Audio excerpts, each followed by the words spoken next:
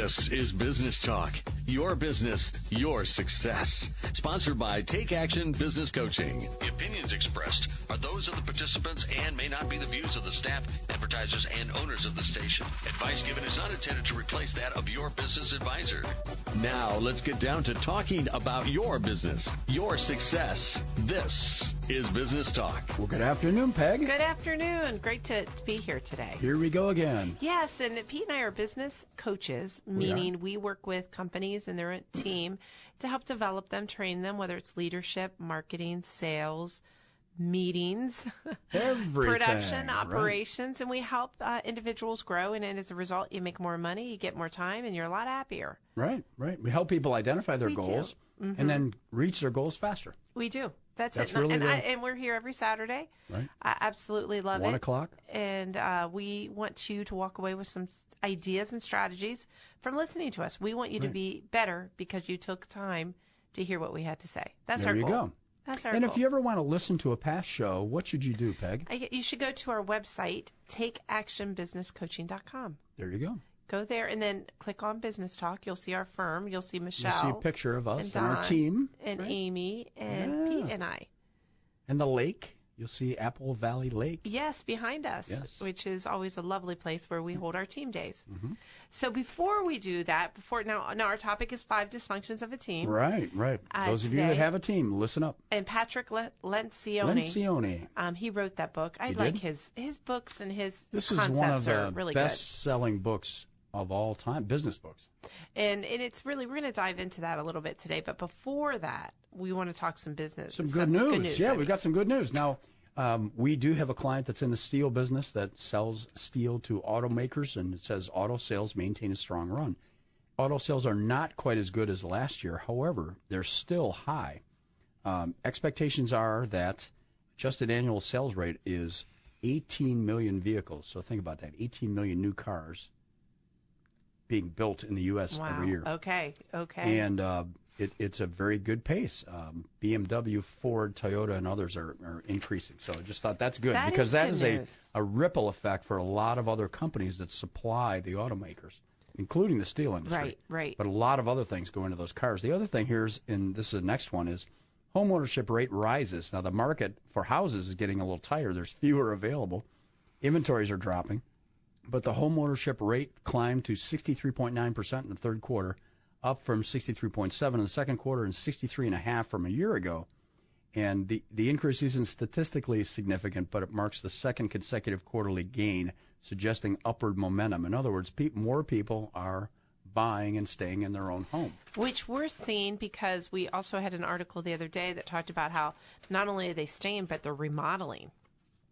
People are remodeling in their homes because we do work with some home remodelers, and they're very busy. They're very busy and doing well because that's what the market is really serving. That they're serving that market that wants to stay in their home. Right. So that does okay. I like that. We have some more good news. More good news. Okay. Global growth boosts oil to a 2-year high. You might think, "Wow, my gas is a little bit more expensive." Why is that a good thing? Right. It's just an indication that the global economy is improving.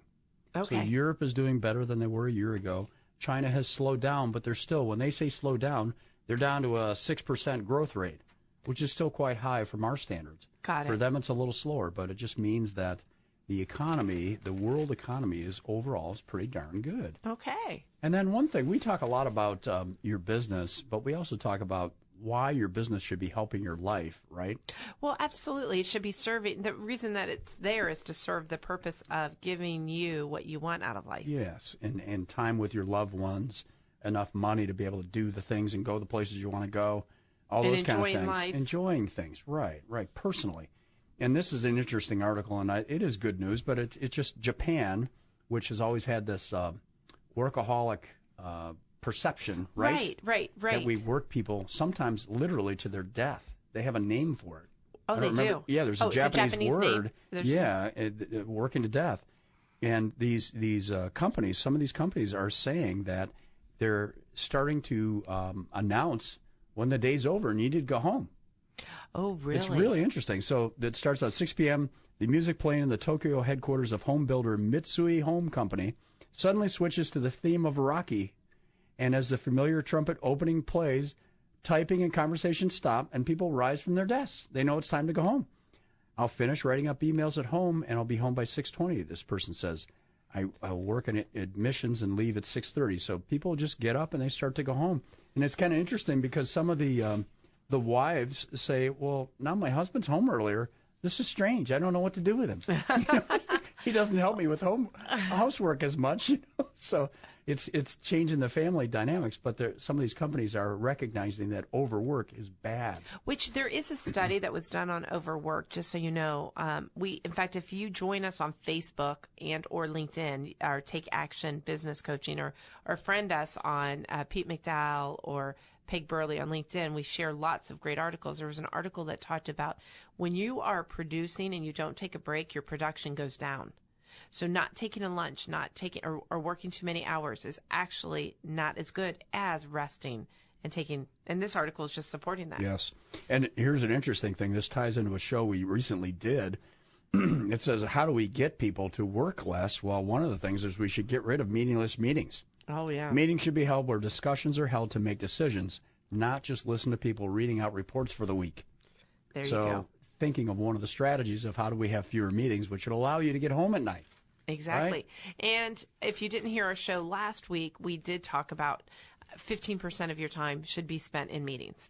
Yeah, that's a that's a nice range. Yes. If it's 30 to 50%, which where a lot of people are, you should really listen to that show in some detail. There's some good strategies to help you reduce that time and be more effective. Right. And today, are we done with the good news now? I think we should be. Awesome. We have a lot more good news, but let's talk about our topic. Yeah, our topic is 5 dysfunctions of a team, and Pete and I working. Oh, you just had 2 points. He threw 2 points. I made his news into the paper. That was good. Multiple feet. Many feet away. That was good. So we want to talk a little bit about 5 dysfunctions of the team. Now, Pete, why did you choose this topic? Well, we work with a lot of, I'd say, mid-sized companies that have 20 to 200 or 300 employees. And that's where the bulk of the growth in the United States and the economy is. Is in those. And as you get from 50 employees to 200 employees, you really have to figure out how do we engage people. And the reason we're talking about this topic is we recently started working with a client that is having retention challenges. And Peg and I also know, all 4 of us know as coaches, that it's extremely hard to find the right person for a job anywhere in the country. Right. Whether it's a general manager or a salesperson or somebody on the factory floor, it's challenging to find the right person that really wants that job. It is. And right now, with the way the economy is going, our biggest challenge is finding people, because people that we want already have jobs. Right. So making sure, as what I think you're getting through, is we want to keep people. So we got to have a great culture. Right. We do. Great culture drives production, drives retention. It drives profitability. It drives happiness in general for the owner and also the team members. They want to have fulfilling work. They want to have meaningful work.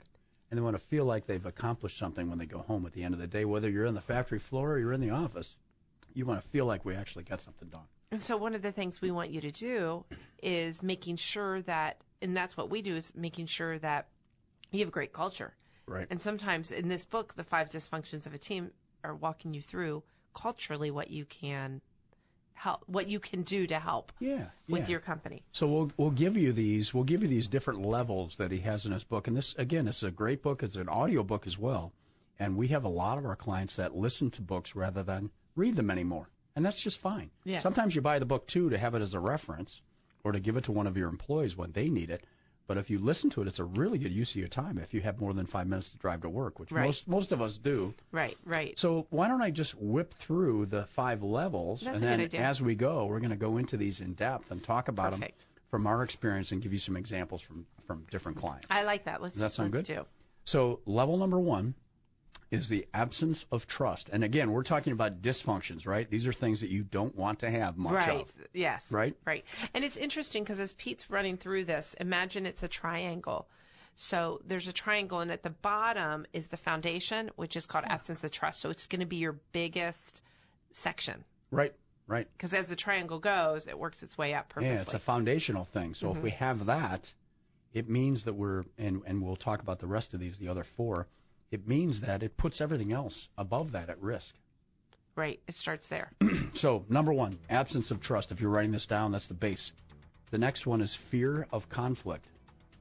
So I'm fearful that I'm going to get into a conflict with another employee, a coworker, a customer, a supplier, and therefore I don't have the conflict and the issue never gets resolved. Right.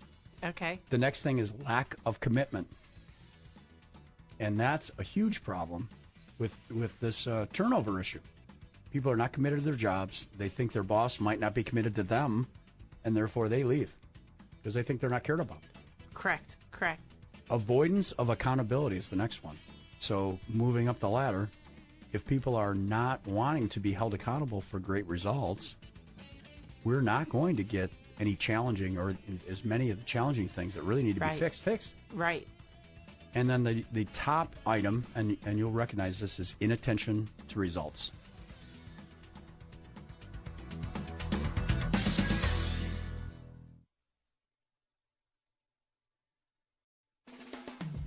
Could your business use some help? Call 614-306-7922 to schedule your coaching session. 614-306-7922. Now, here's more business talk. And we're talking today about the 5 dysfunctions of a team. Just a comment on that phone number. If you give us a call, we'll schedule a time to talk to you over the phone for just 10 or 15 minutes. That's good. Yeah. That conversation will be just to find out if it makes sense for us to meet face to face. Right. That's all it's about. Right. And we can figure that out, like you said, in 10 to 15 minutes. Right. And if it's yes, great. If it's no, great. We'll both decide. Yeah. We'll figure it out together. That's good. I'm glad you brought that up because this is what we do. Pete and I have been business coaches for 12 years now. Yep. And we have a firm right here in Columbus. So if you're listening to this on the air now, we're right here. Now, what we do is, as a client, we ask you to listen to some of our shows. Right. So as homework. And we want you to do it. Right. Yeah, exactly. Right. So diving back into the 5 dysfunctions of a team. And the whole premise of the book is this CEO, this woman goes in and she's taking over this company. And what she's doing is she's observing. Right. She's just taking it all in. And I think it's really good for you to challenge you, if you've been around for, a year or two or even longer, take a moment, maybe it's a day, and just walk around and make observations. Observe in meetings. Look at people, how they're interacting. Like, just take a step back. Stop thinking about the tactical stuff and just try to be a neutral observer. Thank you. If possible. Thank you. Pretend you're the undercover boss guy. Yes, exactly. That I would love for you to do.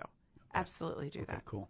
Okay, Good. so we right before the break, what did we do? You went through the 5 dysfunctions, basically. Right. We just whipped through them, and Lencioni's point is that we can consciously, with some focus, work to reduce the probability of these things happening in your organization and lead to happier employees and more effective employees, and therefore better retention. If you happen to be losing people, and we know how difficult it is to replace people, we'd love to have engaged, happy, productive employees who love to stay in our companies. Wouldn't that be great? And so what we do is when Pete and I come in, and as you're listening, we go through this process, basically. Right. We do take you through this, through the managers and the team. And so should we just dive into the foundational one? Yeah, so foundational is we're going to build a house on a strong foundation. The bottom dysfunction is absence of trust. So flipping that around, how do we build trust? And it's interesting because when Pete and I we go in and we work with teams and we interview lots of people. I mean, thousands of people we've interviewed. I mean, over the 12 years, employees and getting feedback. And trust is I'm so glad that Patrick, obviously he knew what he was talking about, making it the foundation, because in some cases we do find that they don't trust. Right. And what creates that lack of trust? So how would you start building trust, Peg? One of the things, and this is one of our company rules, is do what you say you will do. That is a very important one. So that's a great rule that when it's followed, it does tend to build trust over time. If I say we're going to have a meeting at 8 o'clock and I'm there and prepared as the leader, and then I hold the meeting on the subject that I called the meeting about, you build a small amount of trust. Well, and I want to take some more time on this because it is so important. So one of the things, so you asked how, one thing, which is great, do what you say you're going to do. Absolutely. Another thing is you really have to look at people's emotional bank account. And what we mean by that is everybody has an account with each other on, I'm going to equate it to a bank. So if you have a bank and you put money in it, and let's say you put in $10 and you go and you try to get $100 out, you'll be, what do they call it? They would call that a loan. No, they actually would say overdrawn. Yeah, they would say no. They would say no, yes. So they wouldn't allow you the $90, right? Right. Because I don't have it in there. I don't have it in there. Yeah. So I'm going to be all overdrawn. I'm withdrawn. People get overdrawn too. So everybody has their own bank account of withdrawals and deposits. Yeah. And so as a leader, are you making deposits with your individuals that are recognized too? So if we go back to the bank. You might say as the business owner, well, I told them I'd pay them $10,000 a month, and I've been doing that every month. What else do they need? Right. You mean as far as a deposit? Yeah. That's my deposit. I'm paying them. No. Absolutely. Oh, my gosh. Pete, that happens all the time. They're saying, well, I already pay them. That's or what I gave them a car. Remember that? We had that once. Oh, we did. I gave them a company car. They should be happy. So you really do have to recognize the deposits of what each person is. But what does that person really count as a deposit? Right. I remember in the car incident, because that particular employee said, I don't need a car. I didn't even ask for a car. That's not what I want. I want you to say, I'm doing a great job. Yeah. So you have to understand, in order to gain trust, so we're talking about the 5 dysfunctions of a team, and we're saying, how can we increase trust? One is the emotional bank account, similar to a bank, putting in deposits, and then when you ask him for a favor, that's called a withdrawal. Hey, can you do some overtime for me? Hey, can you go and talk to this customer and handle this situation? Hey, would you mind picking up training this employee? Those are all called withdrawals. Yeah. And until you have a bank account that's really healthy, you're not going to take out a lot of withdrawals. And Peg, talk a little bit about the fact that, and that's those of you that are managers and business owners, you understand this, that everybody is wired a little differently. And a deposit to me might be different as for a deposit for you. Right. Just like a bank, they take cash, they take coins, etc. Yeah. They don't necessarily take rocks or leaves or I don't know what else we could walk in with. Dirt. Michigan jerseys. That's not a recognizable deposit for a bank. People are the same way. And so as a leader, that's a good analogy. They need to make sure that they're recognized deposits. Here's a quick one. I'll just go through some deposits real quick. One could be, some people are puppies. You know what a puppy likes? To say good boy, good girl. Right. Affirmations. Yeah. Affirmations. Good. Way feedback. to go. Yes. Way to go. Some people are canaries. And they want you to acknowledge them or talk to them or listen to them. Listen to them. Not talk, but listen to them. Very good. See, puppies want talk. Canaries want listening. See, they say, a canary wants you to listen to its song. Sometimes spouses want that too, right? This is with everybody. It's not just employees. It's with your spouses. So understanding what the deposits are, absolutely. So that's 2 of them. Right. The third would be goldfish. Well, goldfish, they want food. They want food and you're gonna look at them, and they're expressionless. And we have employees and coworkers like that. They just want things done. It doesn't mean they don't have feelings. They just want things done. But they're not going to give away how they feel. Right. And then the other one. But you still got to feed them. Right. And this it relates to personal relationships. I'm glad you brought up deposits with your spouse, which would be a cat. What do cats love? To rub their back or their chest. Or touch. Yeah, touch, right. So now, in the office, let's not do touch. I mean, really, just don't ever touch. That creates so much problems. But it could be an act of service type thing. You do something for them. Well, it could be a warmth. It's a warmth. They like good warmth. Good morning, Peg. It's really great to see you. It's a warmth with their eyes or a smile or something like that. So what you have to do is, in order to gain trust, you really need to, what you said, Pete, do what you say you're going to do. Yeah. And you need to figure out, based on that individual employee, how do you build trust with them in the way that they need it built, right? So I'm going back to the gentleman that got the company car. After these 2 people got into a pretty good-sized argument, I didn't want a car. You never asked me about it. Right. You just gave it to me. I didn't really want that, All I want is this. And he told him. Well, and it's interesting because building and if you look at, and this is Peg and Pete with Business Talk, we're talking about the 5 dysfunctions of a team and how we work with teams. And as we're looking at this triangle, Pete, and the absence of trust or gaining trust as the foundation, there's other ways to do it because it is really important. One is the emotional bank account. Right. The second, and getting to know each other. Right. Spending time with each other. And in previous shows, we've talked a little bit about because we're helping you to be more effective in your meetings and get things done more efficiently and spending less time at work, you do need to set aside some personal time to make sure you know your employees really well and what drives them. Right. Because they're all individuals. Right. And those are really important. The other thing, spending time is really important, but the other thing also is holding your team accountable.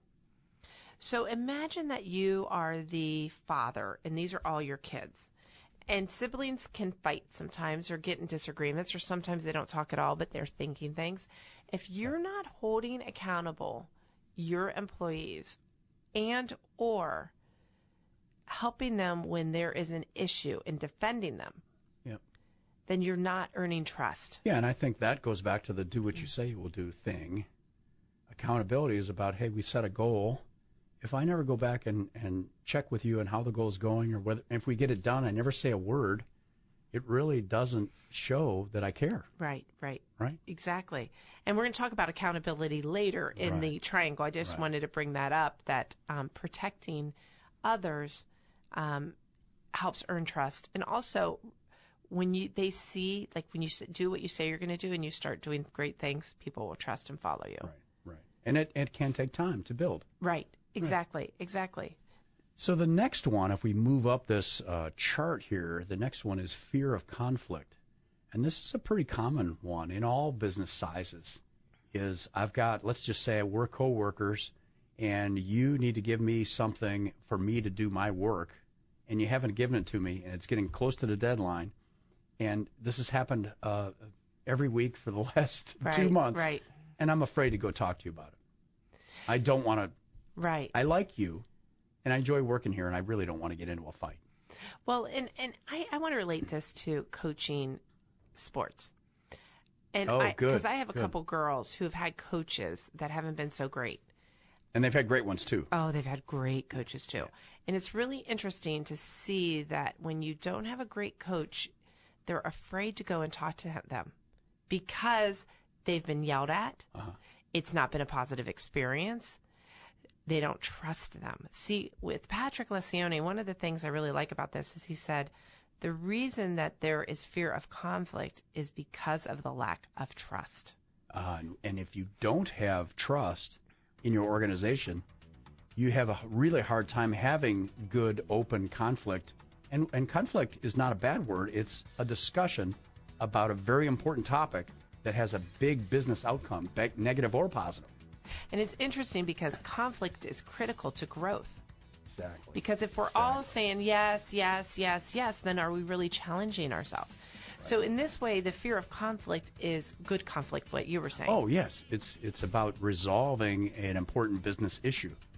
So when we return, we're going to dive more into 5 dysfunctions of a team. We'll just recap the lack of trust, and then let's talk about fear of conflict and what we've seen in other companies. How do we help you get through that? Yes. And help your employees get through that. And we can give you some real life great examples. teams, and you mentioned sports. If you think about great football teams, they, really good ones, are very open and honest with each other when you screw up even.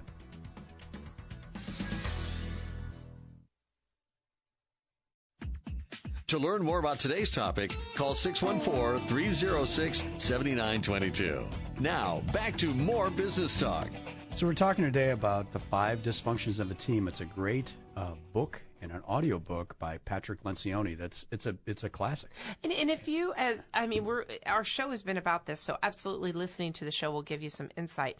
Also, if you read the book or there's a workbook that comes with it, that you can work through. It's powerful stuff, and it'll take you some time to implement these things. But this thought process is a really good one. And you mentioned right before the break that when we're talking about coworkers not wanting to get into a discussion with another coworker because they're afraid of a conflict that might result, and they don't do it, it usually is because they don't trust the organization or themselves enough to do it. Well, and if you think about this, I'm going to just leave it to like basic terms. Have you ever, the people you love, they always say the people you love, you treat the worst, because you say things part of that is because the people you love, you really trust. And you know that if I say this, they're not going to stop loving you, and you're going to stop loving them. Right.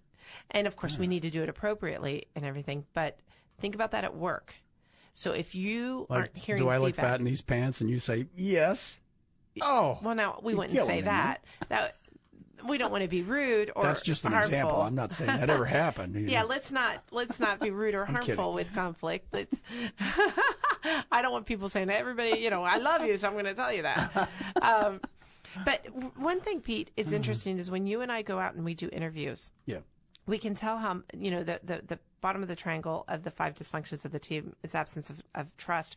When we don't get a whole lot of feedback, that's a problem. Oh, so right. We right. have If sat it's in silence can be a warning sign of a kind. I have sat in the room with Susie or, Sarah or James, and they're like, I'm not saying a word. Okay. And that's, frankly. And there's something brewing under there. Yeah, right? if they're not saying a word, that's an issue. And I'm thinking back on this triangle again. We're starting with the basis of trust. Is that one of the best managers I ever had, a guy named John, who I worked with at 2 different companies. I could always go into his office and shut the door and tell him something that I disagreed with, or there's a direction that we're taking that I didn't think was right, and give my reasons why. And I never felt like I was putting myself at risk because I trusted him completely. Right. And I remember that feeling is so clear that it's like it was yesterday. It was 20 years ago. And I knew that he's going to take what I said, and he may or may not agree or change anything, but at least I got it out there. Right, right. And I'm going to go out out in the business and do my job to the best of my ability anyway. And whatever he decides, that's where we're going. But I never had a fear of a conflict with him, right, as long as I did it privately and respectfully. So think about that, Pete. So I'm going to challenge you listening as a manager, and if you have some direct reports, how often are you getting pushback in a respectful way? Not you look fat in those clothes. We're talking about like real respect. Yeah. Yeah. Well, I guess if I said you were fat in that clothes, that would be trust. But I like that example of are you getting other ideas that could or couldn't, or have you, and you're not getting them anymore? Well, if there's very little conflict in your business, you're not driving things too hard enough. You're probably not being open with each other. You're being in a comfort zone. Right, and you're not growing enough. You're just not. And so here's one thing that a company did that we read about, and this wasn't one of ours, is they actually put somebody who was the skeptic, I want to say. Okay. And so every time they came up with a decision, the skeptic, his job was to say, yeah, I'm not so sure. This is going to happen and that's going to happen, and we're not ready for that yet. Well, and the reason they wanted the skeptic there was to challenge the status quo. Because sometimes you're in a meeting, you just want to get out and you have something else going and you're not thinking it through. Right. And so they had this skeptic person come in and help every once in a while and say, let's challenge the way we're thinking. And that was to increase healthy conflict, to make sure we're choosing right. Okay. So the bottom was trust. The second was fear of conflict. Right. And so as we were going through the 5 dysfunctions, what's the third one, Pete? So the third one is lack of commitment. Okay. So we've got an employee. However, they're not fully engaged. Okay. They've got something that really should be out today, and it approaches the end of the workday, and they let it go and work on it tomorrow because I don't really need to get it. I'm not that excited about getting this done, even though my coworker could use it, or maybe that shipment's going out tomorrow morning, first thing. So we've disengaged employees. I'll just get it tomorrow. So there's disengagement is what I'm hearing you say. Right. So there's fear of conflict. Now we have a bunch of people saying, well, it doesn't matter anyway. Right. It doesn't matter what I say. Right. It doesn't matter what I do. And sometimes you may not have worked with this employee enough to understand how their personal goals are being met as you're achieving the business goals. Do you have an agreement there about as we progress, you're progressing along with us, and you're going to grow with us? Well, let's talk about that because we are brought into a lot of companies to help shift the culture. And a lot of times we do see employees not engaged or lack of commitment. And what are some of the strategies that we can use to help change that? You just mentioned one, which I love, is a development plan, help right? Game commitment, yes. Yeah. And when you have reviews, if you do them, and seem to be doing them more frequently with people, quarterly, and even more often with Teamkeeper. Yes, I want you to stop right there for a minute, because I think that is really, let's circle back to that lack of commitment, is visiting them quarterly. So if you are still doing the annual review, you have to increase it immediately. More frequent. Yes. We have some people doing twice a year. Right. And we have some people doing it quarterly. With millennials, you're going to want to do it quarterly. That's what is expected, because feedback. They'd like that. Yeah. Right. If you think about a millennial, they grew up with social media, so your feedback was immediate. So they want immediate feedback. So the reviews might not be structured the same way you did the annual reviews. And they'll be shorter. They'll be shorter, right. Absolutely. Right. But making sure that you engage them through communicating quarterly or twice a year is going to be one way. Thinking about in a year or two, where are they going to be, or maybe 5 years? What do they want to grow? What areas do they want to grow towards? So developing the areas that they want to be developed in order to gain commitment. The other thing, Pete, that we're working with a couple companies in order to gain commitment is to make sure, and there's several here, and you're going to laugh when I say this because you're going to know, is they don't know where they're going. Okay. Personally or the company? The company. Yeah, I was really thinking the company. But absolutely, okay. Personally. Either one is not. But not good. Either one. But the side note here is ambiguity. If there's a lot of ambiguity about career directions, where I'm going to fit in 3 to 5 years because we're growing so fast, or how I'm compensated, when big things happen.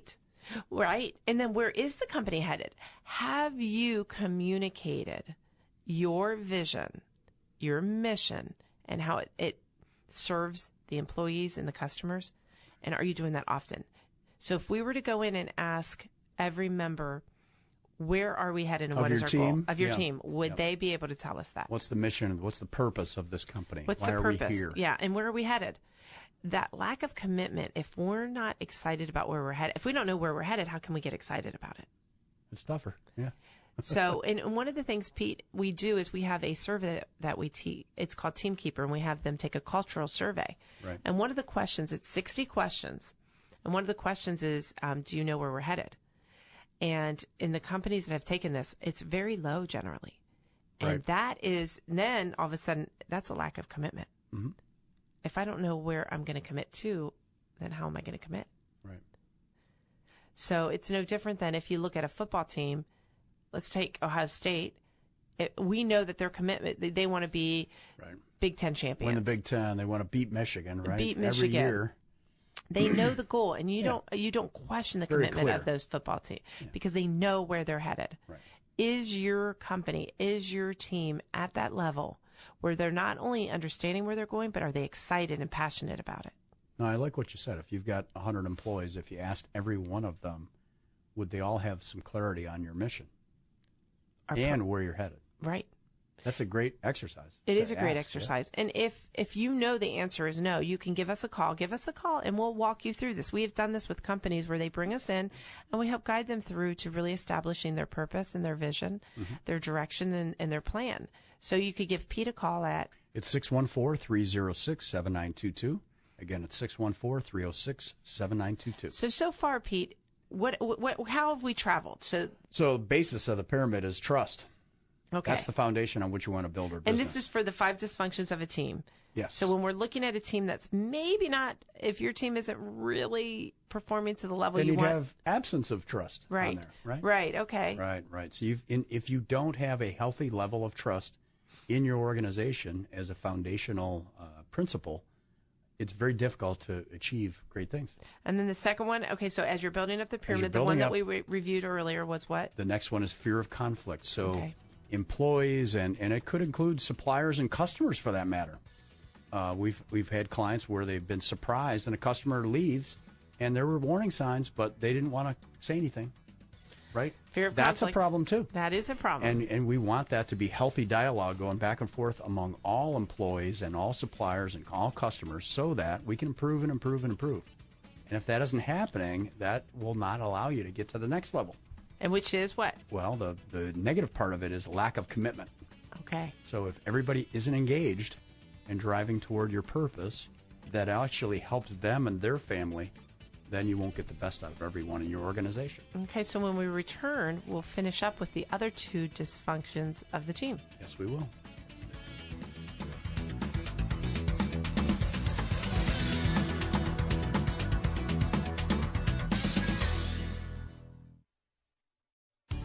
Could your business use some help? Call 614-306-7922 to schedule your coaching session. 614-306-7922. Now, here's more business talk. So we're talking today about the 5 Dysfunctions of a Team, which is a great book, an audio book by Patrick Lencioni. And Peg and I have been using this for years, and it's been a bestseller on the the Times bestseller list for many years. There's a reason it's a bestseller. And, again, you can listen to these things in your car on the way home or the way to work and pick up a few things that could really make a big difference in your business. Or listen to all of our radio shows that will make yourself a big... Every single one. I mean, really, there's no reason for you not to. We do this for you. It's a service. If you go to takeactionbusinesscoaching.com, you're going to see our shows. Right. And they're all archived there. And you can equally... I like it not only for you to listen to, because you can just throw it on your Bluetooth, but also have some of your team members or managers listen to it. Oh, absolutely. And there's things like time management, delegation, all types of topics. Leadership development. Yes. Switching a culture of a team, which a little bit, this is switching a culture too. Absolutely. And whenever we say, how do you switch a culture, it all starts with the leadership. So we start at the top. So we want to, if you imagine, we want to start with, if you're the manager, we want to start with you. Exactly. Or your team. So we revisited the absence of trust. Yeah. So starting at the bottom, and again, this is written in a way that this team that we're talking about here is dysfunctional, right? So these are the things that we're going to rebuild. But starting at the bottom, it's absence of trust. On top of that is fear of conflict. The next thing is lack of commitment. So if you have employees that don't trust each other, they're afraid to bring up an issue with each other. Right. They are not committed to the purpose of the business or the goals of the business. The next level is avoidance of accountability. So the fourth dysfunction of a team is avoidance of accountability. Let's talk about that. Yeah, let's say I'm in charge of the production department, and we're making widgets, and I don't want anybody counting how many widgets I make a week or a month or a year. Exactly. Well, in some of that is because I don't trust. Because I fear what you'll do with the information. Or I'm a salesperson, and I don't want you looking at my numbers every week. I've had that happen. Where I'm talking to a salesperson. Well, my background obviously is sales, and I've been a sales manager, but a lot of times I do ask, why? What are you afraid of? And they're fearful, and they're fearful of retribution. Yeah, it's the trust thing, right? It's the trust thing. Yes. And what if they don't trust me? And what are they going to say? And so accountability. It's interesting. And let's tell a story. You have coached this company too, where we have walked through a company, and when others aren't being held accountable, it frustrates your team. Oh, particularly your high performers. Yes, you will lose your high performers. I'm so glad you said that. Right. The high performers are getting frustrated because they see it. And it was interesting. We were Pete. I was at a conference yesterday. Yeah. And we were talking, it was a couple leaders up there. I was there as the coach, perspective, but there was a couple leaders that were running companies. And one of the things they talked about was why do we not hold people accountable sometimes when we know they're doing things they shouldn't do? Right. And it was interesting what the feedback was. So both were presidents of companies, and they both said, here's the one reason we have lack of commitment is they are doing technically a good job. Sort of. So they're 85%. They're 85%, but what they do, it's so hard to find because it's such a niche skill. So we don't hold them accountable. Yeah. They're allowed, and they get away with this. We're not holding them accountable because you know what? It'll be so hard to replace them. So this goes right back to the lower part of the chart is fear of conflict. So you as a manager, leader, business owner are afraid to have a constructive, and again, we want to remind everybody, this is not about having a fight with anybody. It's about constructive conflict where you're surfacing a real problem or a real opportunity that's not being properly managed and working through it with the employee. Right. And a lot of times managers will say, you know what, man, if I lost that person now, it'd take me a year to find another one or to train another one. We hear this all the time. I'm just putting up with it. And what happens is that negative behavior generally over time just expands. And because you're allowing it, it's going to continue, and then it's impacting your team. And so that lack of accountability, which is the fourth dysfunction of a team, is really impacting a lot. Yeah, so you don't realize that it's not just that one employee. It's the fact that everybody knows what that one employee is not doing or doing poorly. And it's breaking down your culture. It degrades their drive and commitment. Mm-hmm. It's breaking down their culture. And what we want you to do is to, a lot of times it's a belief system. And a belief is something you hold to be true. It's not necessarily the truth. So to your point, Pete, you might put in your head, well, if I have this difficult conversation, they're going to quit. And then what do I do? Right. Or another belief is I can't replace them. Another belief is it's too difficult to find people. It's too hard to train people. Fourth belief is it's too hard to train. Like, you have built up this, we call it trash in your head. Mm-hmm. There's a lot of beliefs that are trash in your head that you have to get out of because you're the one that's getting in the way. So looking at the dysfunctions of the team and the accountability, it's actually the easiest to change, but it's the hardest because it means you have to change your thinking. And sometimes people... Yourself. Yes, you have to change yourself. And some people don't realize that. That's a challenge, right? Or here's another belief. Well, I want to be nice. Oh, yes. That's a common one. We have a lot of nice people we work with. We have a lot of nice. I'm thinking of the one person in general who was talking yesterday. Well, I want to be nice and I don't want to upset them. And I'm like, you know what, though? You're actually not being nice because you're hurting all the people around. Right. You're actually being the opposite. And I've had this conversation with a business owner in the last couple of weeks, is that, let's just say for the heck of it, this employee who has this particular issue that has not gone away and may actually grow over time, what if they left the company and went to work somewhere else and they have the same problem? They might get fired within a couple months once the owner realizes that you'd be doing this person a huge favor if we address it now and fix it for the rest of their career. Whether they're working here or they're working somewhere else, they're going to earn more and keep jobs and be happier if they fix this issue. That is the kind thing. And so this accountability is really important for your team, and doing it in a way that's constructive, inspiring, and allows them to perform. And we have a slide. Action Coach has a wealth of information that we draw on when we need it. One of our slides is titled NICE, nice. Nothing inside cares enough. In other words, it's Peg's spinach in the tooth rule. Is I care enough about you and how you might feel if other people saw that spinach and laughed, that I'm going to tell you, hey, bub, you got a little salad in your teeth, take it out. Right. Even though that little moment it might be slightly uncomfortable, but I care enough about you to get through that to help you in the future. So looking at your accountability chart and where are you and what are your managers doing and what's in their way of doing it would be really a good action step for this. And that's the fourth dysfunction of the team. Are we ready to move on to the fifth? Oh, yeah, let's do it. Okay. So the next one, the top of this pyramid, is about inattention to results. So it's all about results. Well, your business is all about results. Otherwise, you will go out of business. And so we say results generally falls into two areas, time and money. Okay.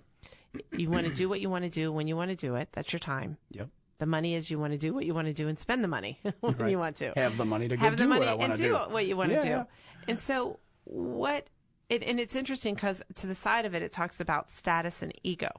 Where we have, when you have an organization where there are folks, and let's just use a meeting as an example, where they're saying things in a meeting, telling a war story because of they want to protect their status or because of their ego, you're not focused on business results. You're telling a story to impress everybody with how smart you are. Right. Or about some cool thing you did in the past. And not that that's not good, but should we take the time to do that in this meeting? If we have people doing those kind of things, they get distracted from the purpose, the business purpose. Right. Whether it's daily or weekly or so on.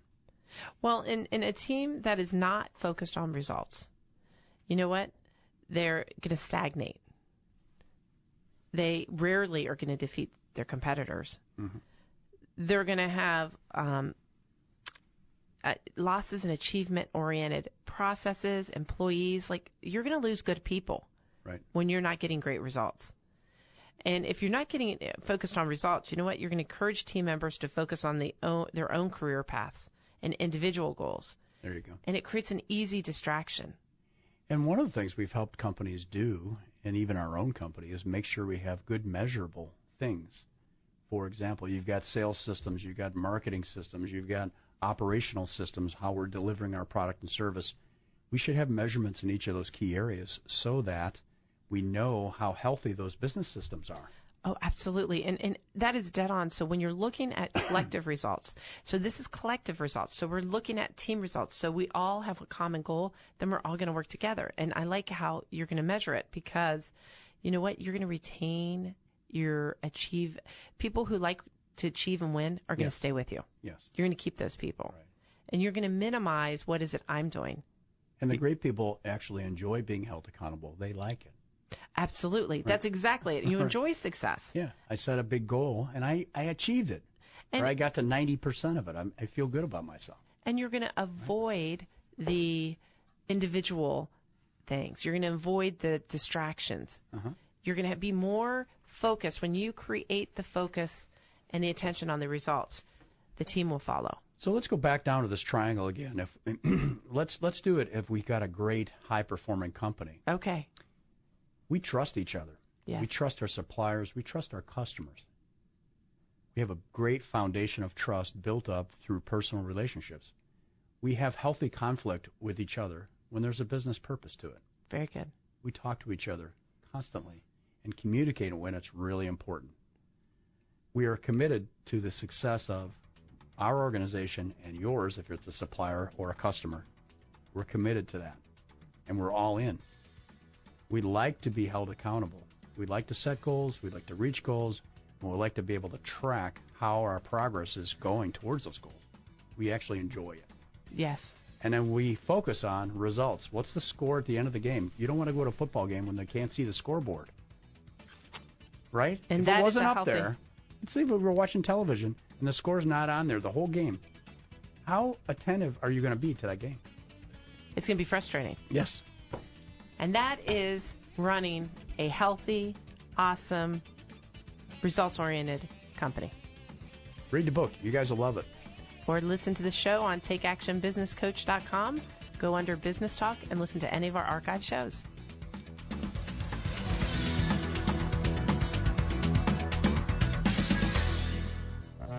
This has been Business Talk, your business, your success. Sponsored by Take Action Business Coaching. The opinions expressed were those of the participants and may not be the views of the staff, advertisers, and owners of the station. Advice given was not intended to replace that of your business advisor. For more information about the topics discussed today, call 614-306-7922. 614-306-7922. Tune in next week at this time for more Business Talk, your business, your success.